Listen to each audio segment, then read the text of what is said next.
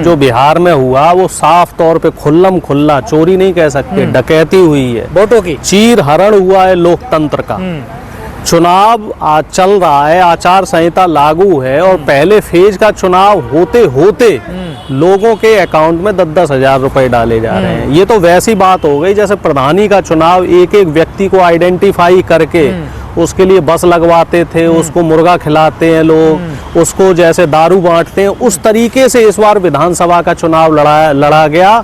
Special ट्रेनें लगवाई गई अलग अलग राज्यों से, चूंकि भाई केंद्र में इनकी सरकार है तो इन्होंने ट्रेनों की व्यवस्थाएं करवाई, बसों की व्यवस्थाएं करवाई, तोड़ मरोड़ के हर तरीके से जैसे जो टूटा उसको उस तरीके से वोट डलवाने के लिए पूरा का पूरा फोर्स किया गया और जो नहीं टूट रहा था उसकी हत्या करी गई। आपने विरोध क्यों नहीं किया फिर? विरोध हमारा बराबर चल रहा था, पहले दिन से विरोध चल रहा था, लेकिन अब दिक्कत क्या है कि जो फैसला करने वाला है, जो जज की कुर्सी पे बैठा हुआ है चुनाव आयोग, जब वो अंधा हो जाए धृतराष्ट्र की तरह और वो सिर्फ दुर्योधन की तरफ देखने लग जाए तो फिर क्या किया जाए।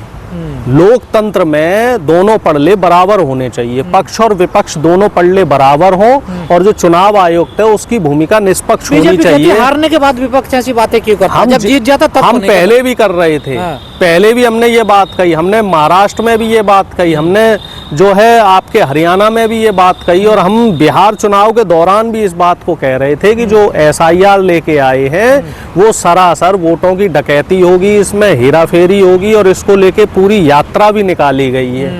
और दूसरी बात जो इसमें देखने को आई है कि अब जो नीतीश बाबू का मंत्रिमंडल बन रहा है, इसमें 2 डिप्टी CM जो बन रहे हैं, जो ये आज की खबर है, वो दोनों बीजेपी के ही है। चिराग पासवान को दूध में से मक्खी की तरह निकाल के फेंक दिया गया। कहाँ चिराग पासवान सोच रहे थे कि उनकी पार्टी का एक व्यक्ति डिप्टी CM बनेगा, कहाँ नीतीश बाबू सोच रहे थे कि होम मिनिस्ट्री उनके पास रहेगी, होम मिनिस्ट्री भी उनसे छीन ली गई। तो मुझे ऐसा लग रहा है कि इस बार जो गठबंधन के दल हैं NDA के, उनको बिल्कुल ताकत विहीन कर दिया। अभी ऐलान कहाँ हुआ? आप लोग अफवाह क्यों फैला रहे हैं? नहीं, घोषणा हो गई है, घोषणा हो गई है। जो मुझे खबर मिली है कि गृह मंत्रालय बीजेपी के पास रहेगा, 2 डिप्टी CM बीजेपी के बनेंगे। मुख्यमंत्री ने, डिप्टी CM ने, किसी ने शपथ लेनी, आपने पहले मंत्रालय विभाग फाइनल हो गया। अरे हम भी आपको कुछ खबरें बता रहे हैं और साफ तौर पे जिस तरीके से महाराष्ट्र की पटकथा रची गई थी, ठीक उसी को बिहार में रिपीट किया जा रहा है। अब देखने वाली बात ये रहेगी, जो उस समय 2 लाख रुपए का लालच दिया गया था, क्या वो 2 लाख का लालच पूरा होगा? जो नीतीश बाबू ने 12 लाख नौकरियों की बात कही थी, तो क्या वो 12 लाख नौकरियां बिहार में देंगे? जो प्रधानमंत्री तमाम भाषणों में ये कहते रहे कि हम इंडस्ट्री लगाएंगे, हालांकि 20 साल से तो उन्होंने इंडस्ट्री नहीं लगाई, लेकिन क्या इस बार वो यहाँ पे इंडस्ट्री लगाएंगे?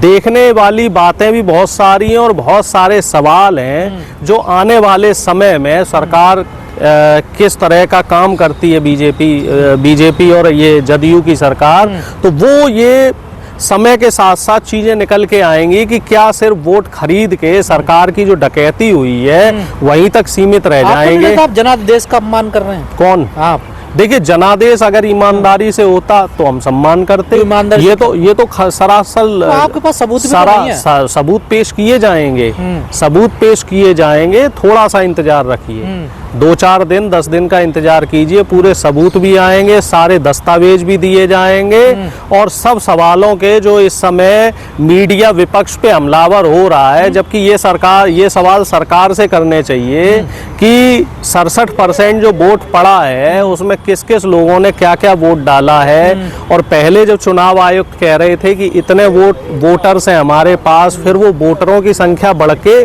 3 लाख वोटर भी बढ़ गए और वोट चोरी के दौरान जो मतलब ये SIR जो हुआ उसके दौरान जो वोटों की हेरा फेरी हुई, तो उनको भी लेके पर्याप्त साक्ष्य सरकार के सामने पेश किए जाएंगे, चुनाव आयोग के सामने रखे जाएंगे और इसको लेके एक बड़ा आंदोलन होगा। कल हमारी 12 राज्यों के जो सीनियर लीडर्स हैं उनको बुलाकर शीर्ष नेतृत्व ने बैठक की है और आगे वोट चोरी और SIR को लेके बड़े पैमाने पर बड़े आंदोलन होने की पूरी मतलब आप उम्मीद कह रहे है। हैं इंतजार कीजिए, बड़ा खेला होगा कोई। बिल्कुल बड़ा नहीं, बहुत बड़ा खेला होगा और पूरा देशव्यापी आंदोलन होगा। जो बड़े बड़े 12 राज्य हैं यहाँ से ये आंदोलन शुरू होगा, जिसमें आपका उत्तर प्रदेश है, मध्य प्रदेश है, बिहार है, राजस्थान है, महाराष्ट्र है, ऐसे जो बड़े बड़े राज्य हैं यहाँ पे व्यापक स्तर पर विरोध प्रदर्शन होंगे और बड़े बड़े आंदोलन किए जाएंगे और सरकार से और चुनाव आयोग से सवाल किए जाएंगे कि जो आपने लूट खसोट इस समय लोकतंत्र में मचा रखी है, जो इस समय चोरी डकैती आप लोगों ने कर रखी है, तो ये चोरी डकैती से जनता का नुकसान हो रहा है। या किस विपक्ष- तरीके से? या विपक्ष जनता को भाप नहीं पा रहा है, उसको समझ नहीं पा रहा है, चाह क्या रही है जनता। देखिए ये सवाल आपको सरकार से करना चाहिए। नहीं, हार आप रहे हैं तो सरकार से क्यों करें? हमने जनता के मुद्दे रखे, जनता के जो सवाल हैं वो हमने रखे और जनता ने हमें वोट भी दिए, कहाँ वोट दिया आपको? लेकिन वो वोटों में हेरा फेरी हुई। हमने आपको हरियाणा में भी बताया कि 29 लाख वोटों की डकैती हुई। यही बात हमने आपको मध्य प्रदेश वो महाराष्ट्र में भी बताई कि किस तरीके से महाराष्ट्र में वोटों की चोरी हुई और लोकसभा चुनाव के दौरान भी, और वो चीजें धीरे धीरे निकल के आएंगी कि कैसे लोकसभा चुनाव सबूत दिए गए भाई साहब, पूरे सबूत दिए गए, पूरे सबूत दिए गए, कोर्ट भी जाएंगे। अभी तो धीरे धीरे शिकंजा कसा जा रहा है सरकार पे और चुनाव आयोग पे, और सही समय आने पर कोर्ट भी जाएंगे, हाई कोर्ट भी जाएंगे, सुप्रीम कोर्ट भी जाएंगे और जनता की अदालत में भी जाएंगे, लेकिन सही समय का इंतजार कीजिए। पहले हम मौका दे रहे हैं चुनाव आयोग को और सरकार को कि ये बेईमानी पे लगाम लगाई जाए, नहीं लगेगी तो आखिरी रास्ता तो हमारे पास जनता की अदालत की का। कोई गलती कोई कमी नहीं हुई है चुनाव में लड़ने। एक बात बताइए, हम तो विपक्ष में हैं, हम जनता के मुद्दे उठा रहे हैं और अगर सरकार लूट खसोट पे आ जाए तो इसमें हमारी क्या कमी है? हाँ, हम लूट खसोट नहीं कर पाए, हमें जो चोरी डकैती करनी चाहिए थी हम वो चोरी डकैती नहीं कर पाए,